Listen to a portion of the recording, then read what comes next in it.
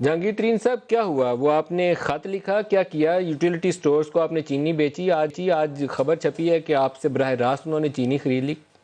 بھائی آپ نے کیا، آپ کے اصرار پہ کہ یہ میں سستی چینی بیچوں مارکیٹ قیمت سے نیچے، میں نے ان کو آپ سے وعدہ کیا اور اگلے دن میں نے صبح اپنی میری کمپنی نے ان کو ایک خط لکھ دیا کہ جی ہم 67 روپیز پہ آفر کر رہے ہیں، جیسے ہمارے چیف ایگزیکٹو نے ٹی وی پہ کہا ہے۔ اس کے بعد یہ میرا کام نہیں ہے، ہماری کمپنی کا کام نہیں ہے کہ ہم طریقہ واضح کریں کہ کس طریقے سے وہ چینی لیں، یہ یوٹیلیٹی سٹور کا کام ہے۔ یوٹیلیٹی سٹور نے کوئی سمری موو کر دی اسی سی میں کہ ہمیں اجازت دی جائے کہ ہم ڈائریکٹلی چینی لے لیں ٹینڈر کے بغیر جہانگیر ترین کی مل سے، کیونکہ انہوں نے ہمیں مارکیٹ سے کم ریٹ پہ چینی آفر کی ہوئی ہے۔